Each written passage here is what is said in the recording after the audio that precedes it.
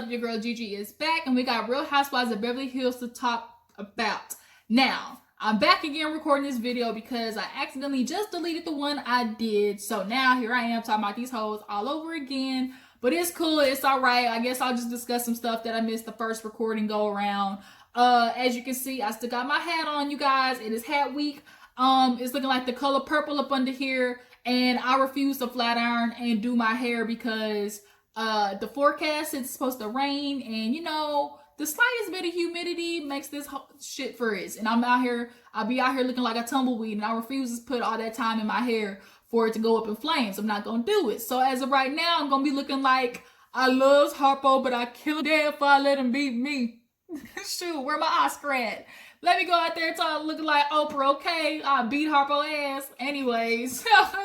So, we're gonna get into Real Housewives of Beverly Hills.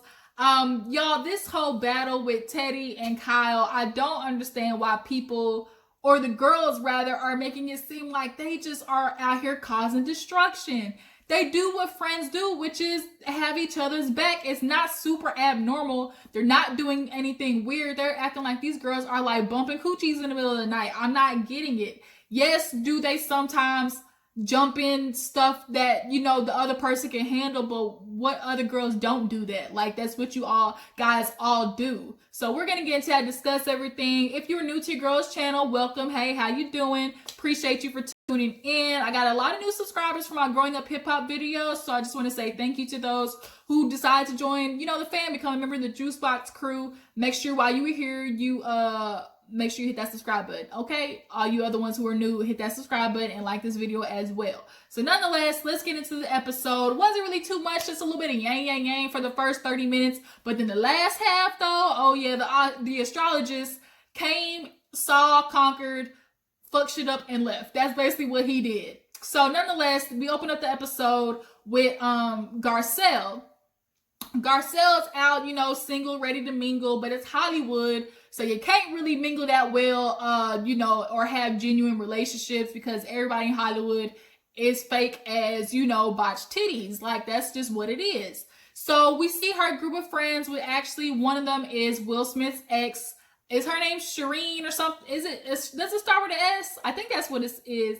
But nonetheless, they're all sitting down talking basically how it is to date in Hollywood. How, you know, a man could come to you, promise you the world and say, girl, you my queen, you my everything. I want to give you, you know, a whole empire. But then guess what? He told 3 other bitches that last week. So like y'all all, you know, is some special to him. And so if you special to everybody, you special to nobody. Okay, that's what it is. So then, you know, Garcelle kind of goes into how, you know, she had this relationship with her ex. As we know, he was having an affair on her. I think she said they were together for 9 years.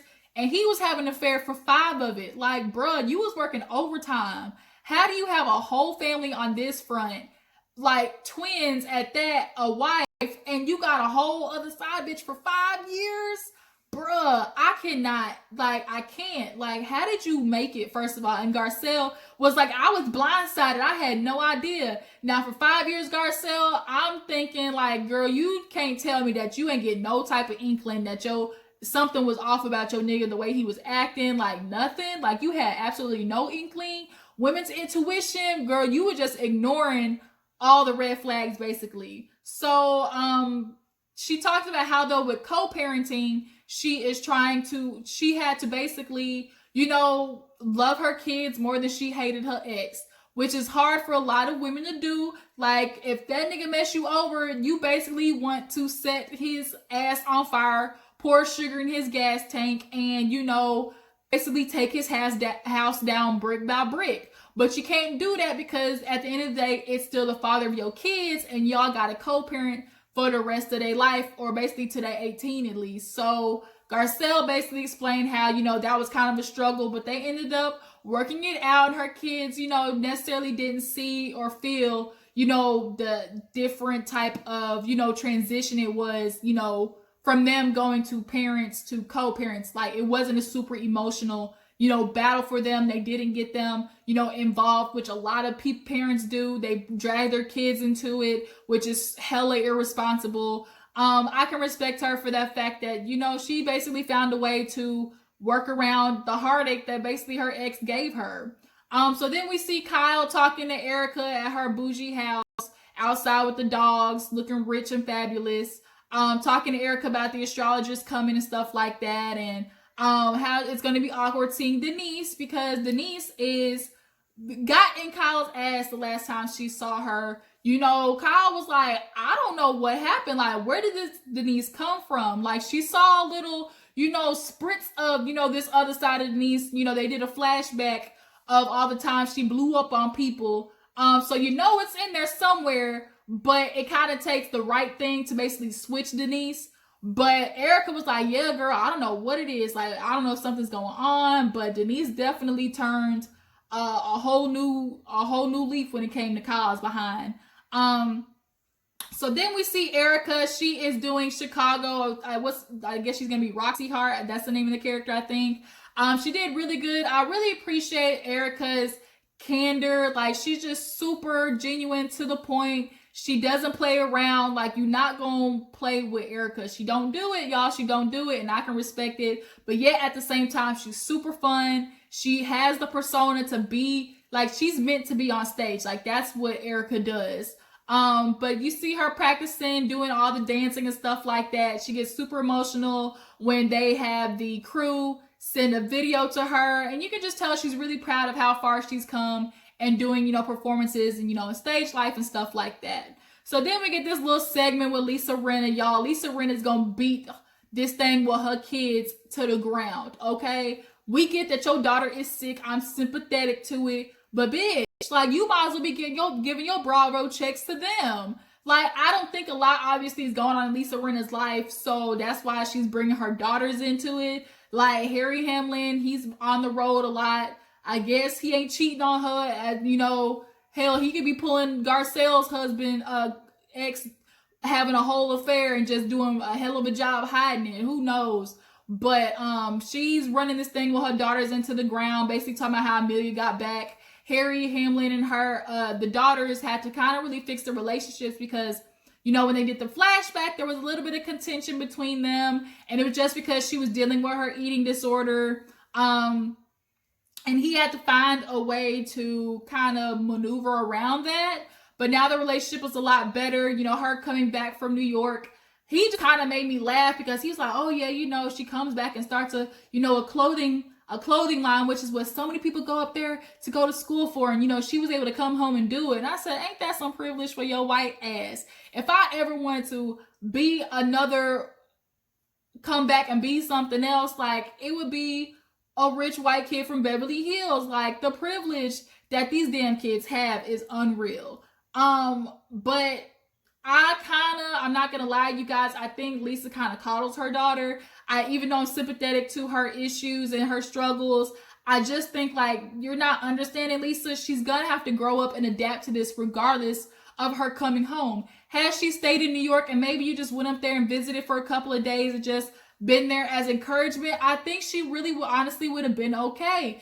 Like, she's gonna always know she can run back home, and that's kind of a problem. Like, she comes home and then starts a clothing line. Like, that's what her reward was for dropping out of school. Had that been me, you ain't dropping out of school. Like, I couldn't have been able to drop out of school like that and just run home. Like, she has to learn to fight these battles and be strong enough to handle them. And yes, she's gonna need support, but y'all go up there, y'all go and see her and just push her. Like, I think, all she needed was just a little bit of encouragement and she would have been good. But, to each his own, Lisa. Your daughter came home, started DNA. I guess you like it. I love it. Hopefully this shit's actually successful. So then everybody's getting ready for Erika's dinner night or whatever. Kyle is getting ready, talking to Mauricio's fine self. He in there making a sandwich and everything. Mauricio makes me laugh sometimes. You can just tell he just be smoking and get high to deal with these little bougie bitches.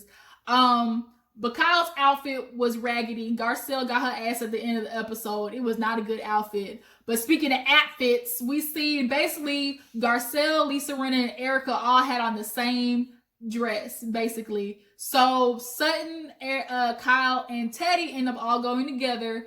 And then Lisa Rinna, Garcelle, I think Dorit all came together. So they all get in there. We see actually Erika has Tom with her. Basically, Tom, you know, is finally getting introduced to Garcelle and Sutton. Everybody loves Tom. He's a super influential lawyer around there. The way Erika talks about him is in super high regards.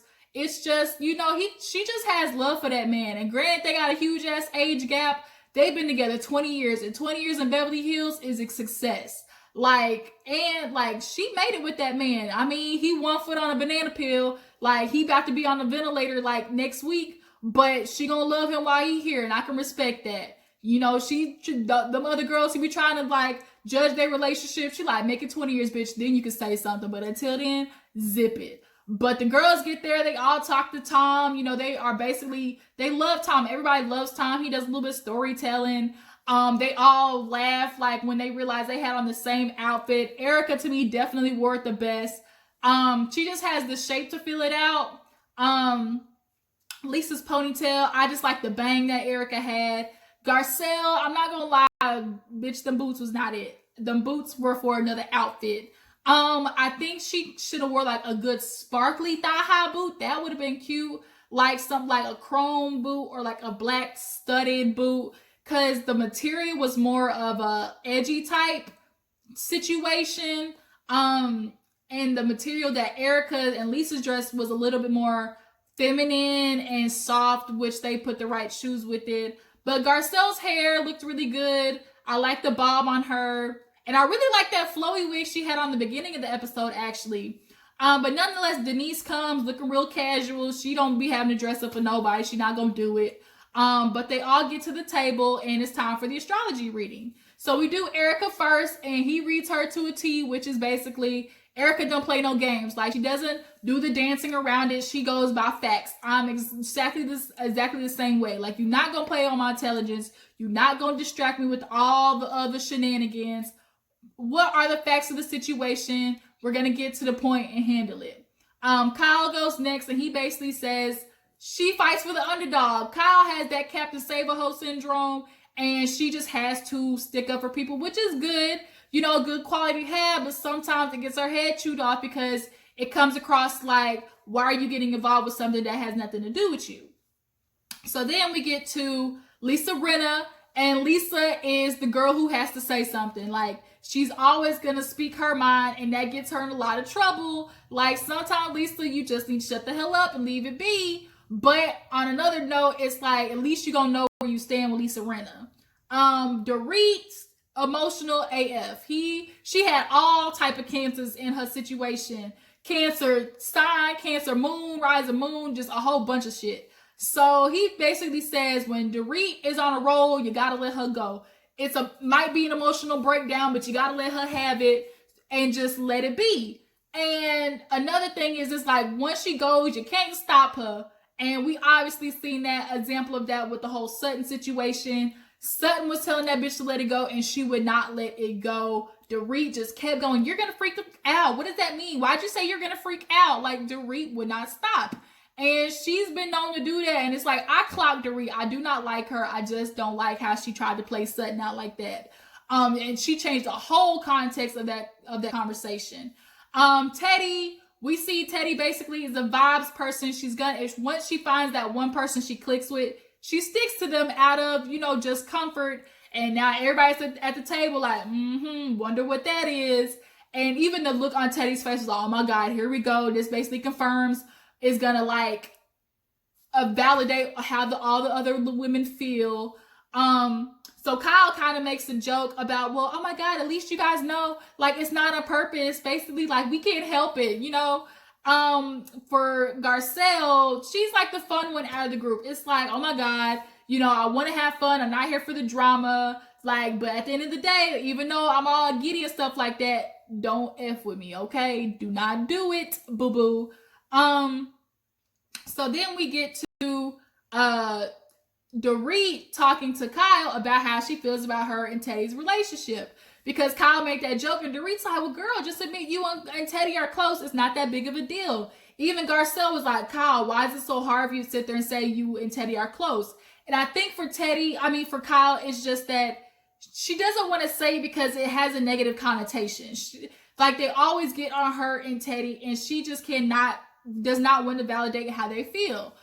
Which is super ironic because you're constantly crying about, oh my God, I'm the realest one, and let me feel how I want to feel. But then when the other women do that, because you don't agree with it, you don't allow their feelings, So then, Dorit was like, well, didn't y'all go to therapy together? And she's like, couples therapy? What the hell are you talking about?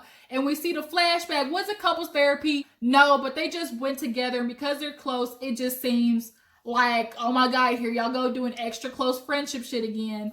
And Kyle starts with the dramatics. Oh my God, she's crying. Like, Dorit, quit being an asshole. Like, oh my God, why are you doing that? And Sutton finally jumps in and was like, well, why does it matter? And so the little astrologist, he's like looking at Dorit like, what do you want out of it? And Kyle, this, like, just like you're going to confrontation now, you gotta, understand the other person, where they're coming from. And at that point, it's not reading, it's not going well. Dorit is just looking at her like, you and Teddy come together as a duo, and they run the montage back of how both of them basically stick up for each other. And Sutton kind of jumps in when she said, oh, why does it matter? Dorit looked at her like, well, girl, bitch, we still got to deal with us. And Sutton looked at her like, first of all, let me tell you something. What you did was not right. I actually liked you in the beginning. I thought we were cool, but then you do that shit to me. And now, I'm seeing that it was not nice. You shouldn't have done that. And Dorit's excuse basically was, well, we're not friends yet. I don't know you. I don't know what you could have did. And it's like, y'all know Sutton. Sutton's not the type to sit there and pull a Lisa Rinna and crack a whole wine glass like she getting ready to cut a bitch. That's not Sutton. And for Lisa to jump in and be like, well, that was my daughter's event, Kyle, because Kyle, of course, did what she usually does, try to defend Sutton. Like, y'all are reaching. That's not what Sutton would have did. And Kyle's right. And for Lisa to sit there and be like, oh my God, that was my daughter's event. Kyle basically told her, look, don't make it seem like Sutton did something when she didn't have to do anything at all, which is true. Y'all are making something a problem when Sutton didn't even ruin your daughter's party. She acted accordingly. Like, so why are y'all putting that on her? Dorit caused a whole issue over something that never ever happened. Now, how Dorit went in there and had Sutton went in there and acted a plum fool, then Dorit could have brought it up like, oh my God, when you said you were gonna freak the out, like that's what you did, then y'all would have had a valid reason. But Kyle was right to say, quit making it seem like she did something when she didn't. So then, Sutton kind of explains, like, sometimes I feel like you guys don't necessarily want to really get to know me. And Garcelle kind of felt that way too. She was like, yeah, I don't know if y'all are scared of me. Like, Kyle, sometimes I feel like you glaze over me. And they run a playback, and it's like when Garcelle tries to confront Kyle, she kind of doesn't necessarily address it, and I think it's honestly out of fear. Kyle don't want to get into it with Garcelle. That's not where it's at. That's not. She knows she can't handle Garcelle if it need be, and she might slightly be scared of her because that is a strong Black woman, and these rich Beverly Hills women, they used to, going at it with another bougie white woman. They not used to going at it with a nigga, okay? They not used to doing that. So Kyle, I think, just kind of hopes, okay, if I don't say nothing to her, maybe she won't keep talking to me. Like, that's kind of where it's at. And the ironic part is she does exactly what Garcelle says, which is glaze over her and starts talking about the Teddy situation. And so Dorit was like, well, you feel this way. Oh, because Kyle was like, oh my God, like, I think you're wonderful. I think you're opinionated and I really like you. And so Dorit poking again, well, why do you glaze over her then? So Kyle looked at her like, are you really gonna be an asshole right now? Like, that's what you're doing, Dorit? And Dorit, like, she loved it. She loved the fact that somebody was coming for Kyle. She was just gonna get on top of it. So then Sutton starts getting a little bit loud with Dorit, and Erika was like, bitch, like, look, you in my home. And Sutton's like, you're right. And so Erika killed me in that confessional talking about, oh my God, weren't you raised better than that with that country accent? I said, y'all, she coming for Sutton ass. That old down home Georgia, like, Erika resents every bit of that type of quality. So then Garcelle's annoyed because Kyle basically glazed over her, tried to move on to another conversation. And so she leaves, and Kyle's looking at Dorit like, why are you doing this? Like, I've helped you. I've came for you, defended you and stuff like that, bringing up the Lisa situation. And Dorit doesn't want to go over it again. So everybody says bye. Lisa Rinna Garcelle and Denise end up getting up and leaving. Now, while they in the car, they are talking mad shit about Kyle.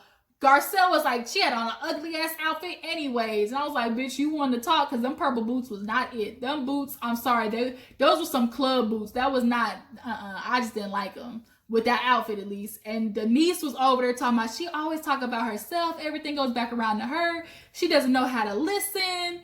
And Garcelle's like, yeah, are we being catty right now? Hell yeah, but Kyle deserves it. I was like, oh. I was like, Garcelle's not playing no games with Kyle. And Lisa Rinna, you in the middle enjoying every minute of it. And I'm sitting here watching Denise and Garcelle talk shit. And I'm like, y'all talking shit around the wrong person. Because Lisa Rinna shows hell tomorrow gonna run and tell Kyle everything y'all said. So back at the house, everybody's back sitting down. And Kyle is confused. She's like, Dorit, what is the problem? And Erika's trying to have some clarification and basically explain to Kyle, look, y'all went together. Y'all both, Teddy, you took Kyle to your therapist, and couples therapy is just a component of what they're trying to say. Kyle was stuck on the couples part of it versus the fact that they're trying to say y'all do everything together. Is it weird to me? Not necessarily, no. Like, I don't think they're doing anything out of the abnormal that real true friends would do. But I think it's just because in this setting, because it just always seems like when something goes on, these two got each other's back. I think that's just what annoys people, because it's like, bitch, y'all are grown. You can handle your stuff on your own. But Teddy, you ain't shit, because you sitting there watching your friend drowned, and you came not one bit, not to defend her, but just to like try and help her, send her a life raft, try to change the subject. No, nothing, girl. You watch Kyle drown. And she sticks her neck out for you constantly. But Kyle ends up crying, wiping her eyes. Oh my God, you're being an asshole right now, Dorit. I don't understand. I don't get it. Y'all have too much time on your hands. Erika's like, girl, like, why? Like, these are my feelings. They're valid. Dude, no, my God, no, they're not. And Dorit looks at Kyle like, oh my gosh, like, because we don't agree with you, you're going off right now. And she was like, oh my God, that's not what it is. And she's like, why are you telling me it's weird, Erika? Why it's just like that because you don't have any good friends? And everybody stopped, like, even Teddy's face was like, oh damn, Kyle, like you done stuck your foot in it. And Erika looked at her with a seriousness. She was stern, looking like, Kyle, first of all, that was a dumbass comment. I'm not even gonna get offended by it. I'm not even gonna acknowledge it. Secondly, I do have good friends, and I actually consider you to be one of them. And that's where the episode ended. And I was like, damn, Kyle, like, you done fucked up. You done messed everything up. And she does not do good with confrontation. Teddy does not do good with confrontation. I think that's why they stick up for each other a lot. But the next week, we're going to see them go to the Santa Monica house. And of course, it's all good in the beginning, but then towards the end, shit pops off. How do you guys feel? Do you feel like Teddy and Kyle have a weird friendship? Was Dorit wrong for what she did to Sutton? Did she absolutely like lead it into something it wasn't, which was Sutton was gonna mess up Lisa's daughter's event? And do you guys feel like Kyle glazes over Garcelle? How do you guys feel about that? Drop down in the comments, let me know. Appreciate you guys for tuning in. Make sure you like this video, subscribe to my channel, and I will talk to you guys later. Deuces.